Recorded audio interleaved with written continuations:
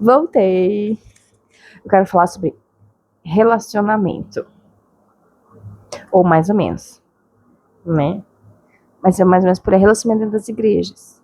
Postura dos membros das igrejas. Da nossa postura.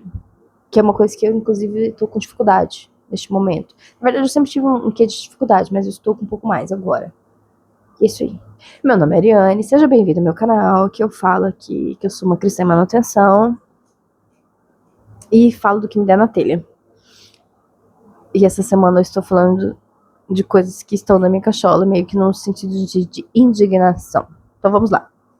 Relacionamento. Gente, o que eu percebi em alguns lugares? Alguns, porque na verdade, eu percebo assim, alguns extremos. Por exemplo, eu sou casada hoje. Então a questão de você ter um amigo, um companheiro, um relacionamento mais aprofundado dentro da igreja, ela diminui um pouquinho.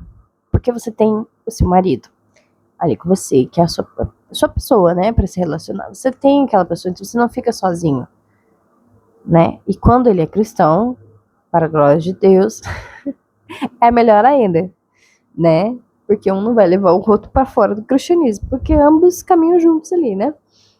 Mas existe uma parcela que geralmente são solteiros, né? Sejam eles adolescentes, jovens, até inclusive idosos, né? Ou pessoa terceira idade, menos um pouco, independente. Geralmente os solteiros, porque ser solteiro tem um quê de ser só. Não tô querendo dizer se é bom ou se é ruim, tá? Mas aí, existem igrejas que focam no relacionamento e esquece o resto. Vamos ter relacionamento, vamos fazer oba-oba, vamos fazer acampamento, vamos desligar as luzes e pintar a cara deles de tinta colorida que brilha na luz negra, vamos fazer titum na igreja com luz apagada e tá. Uhum. E cadê o ensino da palavra? E cadê a condução? Aí entra lá na história da tatuagem que eu falei esses tempo atrás, fiz um vídeo falando do ensino, de ter paciência, de ensinar o básico. Quando você vê, a galera tá lá fazendo fila, porque a igreja vai fazer uma tatuagem todo mundo junto. Porque falta o principal, a palavra. Né? Mas, tá vendo? Falta. Não quer dizer que tá de todo ruim no sentido do relacionamento. Mas se falta a palavra, tem espaço para coisas erradas e equivocadas acontecerem. Como colocar titum dentro da igreja, né? Não ritmo pelo ritmo, mas a tal da boate gospel que o povo fala, né? Aí, beleza. A gente vai, às vezes, pra um outro lugar que só se preocupa em sentar e ensinar. E, às vezes, nem é um ensino de tão qualidade assim, tá? Mas não se preocupa em ter relacionamento. Não se preocupa em gerar relacionamento entre eles ali.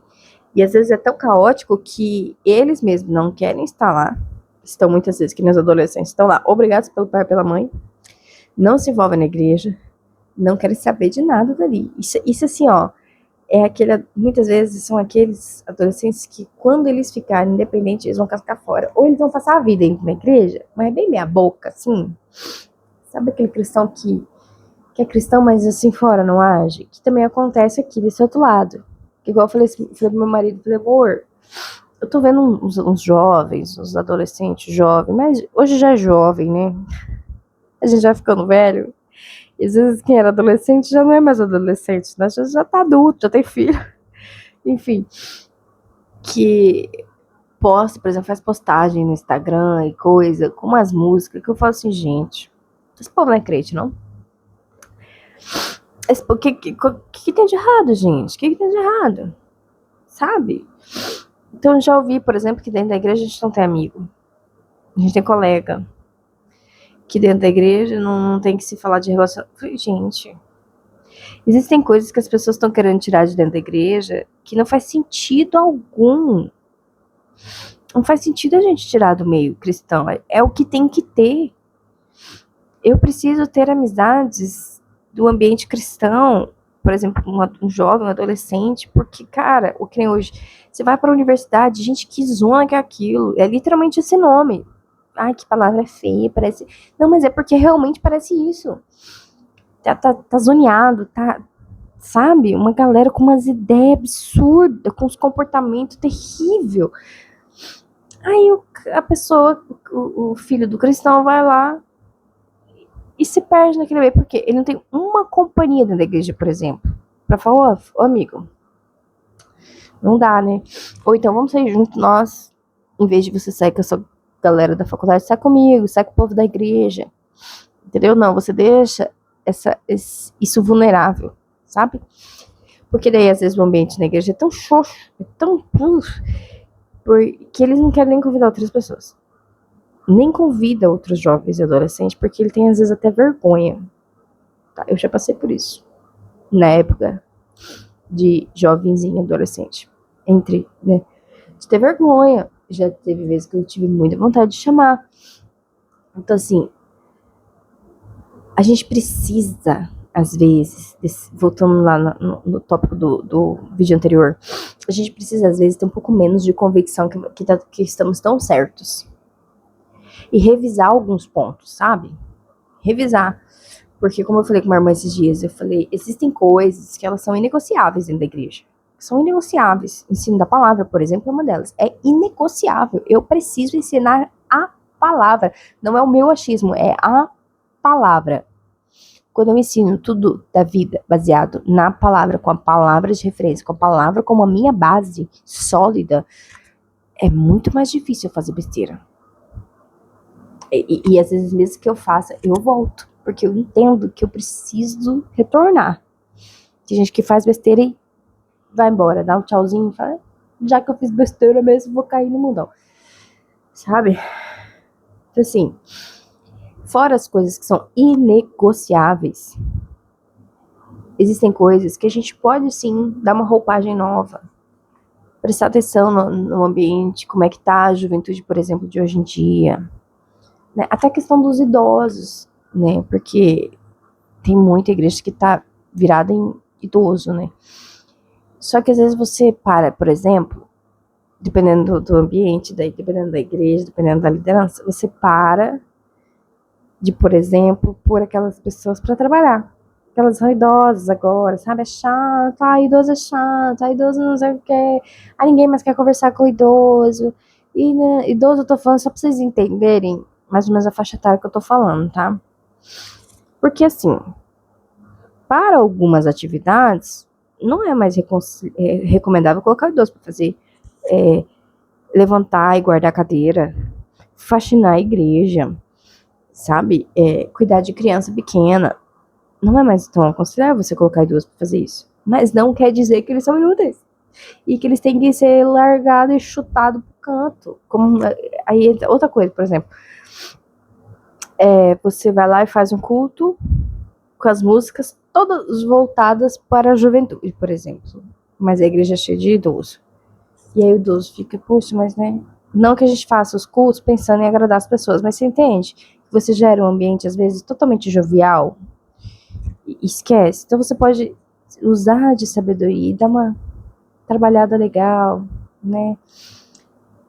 E o contrário é verdadeiro, né? Às vezes você tá querendo, a igreja tá precisando de jovem, porque, gente, jovem é vida. Jovem é vida na igreja. É movimento. E às vezes o jovem, se ele tiver apontado na direção certa, ele ajuda sim a igreja a se movimentar, sabe? Ajuda às vezes a fazer as coisas que os idosos não podem fazer, né?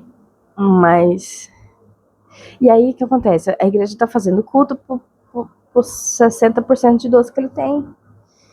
E querendo que o jovem vá na igreja, e querendo que as pessoas mais novas se envolvam na igreja, mas é assim, penoso às vezes estar lá dentro. Né? Como às vezes é penoso para uma pessoa, porque para mim tem alguns ambientes que são penosos, não só é um tipo de ambiente, né? Então assim, um culto muito arrastado, muito cheio de algumas características, para mim é penoso. Para mim também é penoso eu chegar num lugar e me deparar com uma boate gospel, é penoso. Eu não sei, se duvidar eu vou embora.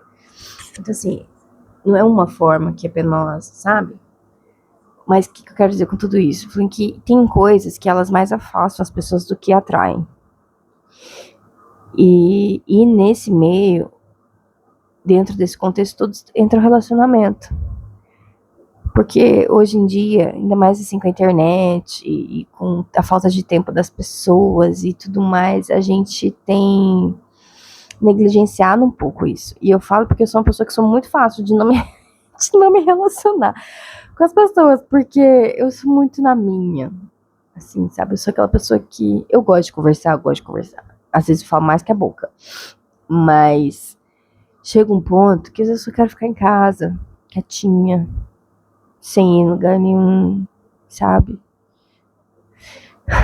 Só que é bom a gente ter pessoas perto, conversar com pessoas, trocar ideias com pessoas, compartilhar experiências que a gente teve de vida com pessoas. Às vezes nessas conversas a gente percebe a necessidade que uma pessoa está tendo, seja só de conversar mesmo, ou seja uma necessidade mais séria, uma oração, ou que ela tá passando por uma doença, sabe? São nesses momentos que a gente descobre. Eu acho muito chato quando a pessoa tem que ficar contando. Olha, eu preciso de oração, porque não sei o que, porque ninguém percebe que aquela pessoa, por exemplo, tá doente, sabe? Ninguém se dá conta. Se ela sumir, ninguém nem vai ligar. E eu sou desse tipo de pessoa que some e as pessoas não ligam. Então eu sei como é ruim. E eu tenho essa dificuldade, assim, por exemplo, chega visitante de cumprimentar. Eu tenho essa dificuldade, sabe? Então, por isso que eu falo, eu não estou falando aqui porque eu sei a resposta, ou porque eu estou certa em tudo, ou porque, sei lá. Não é, eu tô falando porque são coisas que eu observo e que eu às vezes também tô errando junto, tá? E tô vindo aqui trocar uma ideia com vocês. Porque eu acho que é assim que a gente melhora, sabe? Quando a gente troca ideias. E chega, por exemplo, assim, você às vezes que tá me assistindo agora, é um líder de uma igreja. E você percebe isso, que os seus jovens estão lá inertes, ou quase nem tem jovens. E você, talvez nesse vídeo, faça você parar e pensar que talvez alguma coisa precise ser feita de diferente em relação a isso. Entende? Então, assim, não, gente. A igreja não é como a faculdade. A igreja não é como a escola.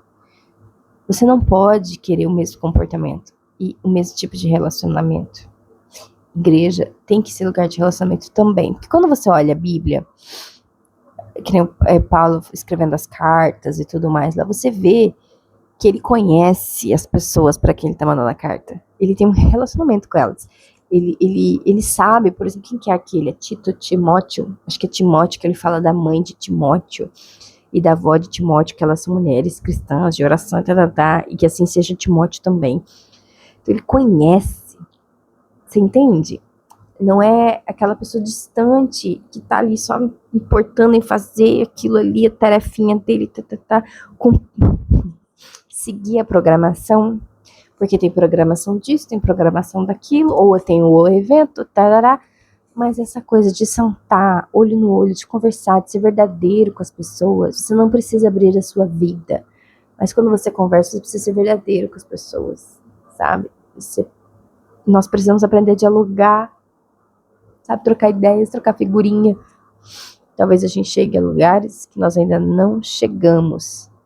Porque, por exemplo, um jovem não senta para ouvir a história de um idoso que viveu a vida em prol do evangelho.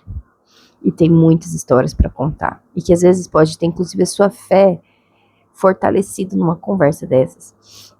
Às vezes, uma pessoa um pouco mais velha não senta e conversa com um adolescente, um jovem, para às vezes receber aquele ânimo que você às vezes está cansado, porque você está mais velho, você já está fadigado de tanto a fazer que você tem, de tantas coisas que você já fez, sabe? Então a gente precisa trazer vida na igreja. A gente precisa deixar,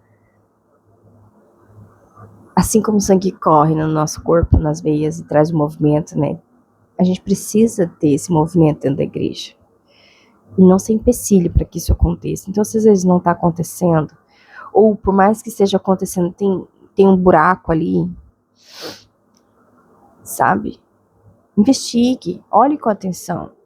Olhe, por exemplo, se você, ao contrário do que não tem jovens, se a sua igreja é cheia de jovens, mas você vê um comportamento cristão muito raso, dê uma atenção a isso. Às vezes você está muito preocupado com os acampamentos, com os eventos, com os boatos gospels que você produz na sua igreja, e você não está se preocupando em ensinar a palavra. É porque é chato, não. Talvez no começo seja, mas quando você toma gosto por aprender a palavra, você descobre esse amor pelo aprendizado da palavra e como aquilo transforma a sua vida, é diferente. As pessoas, elas vão, sabe? É claro que se você ensinar com amor, né? No sentido assim de, não, eu amo você, por isso. Não, não nesse sentido.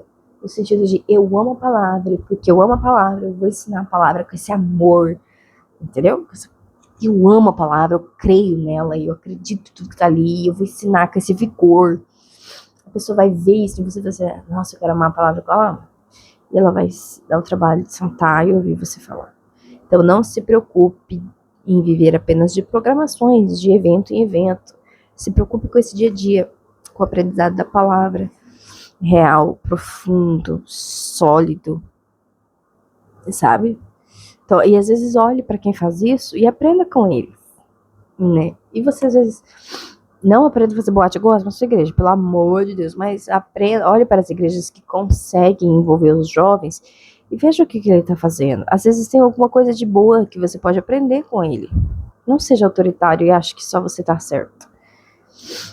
O único 100% certo é Deus, gente. Pelo amor do Senhor. O único que é 100% certo é o Senhor. Nós estamos a vida inteira aprendendo. Amém, igreja? Tchau.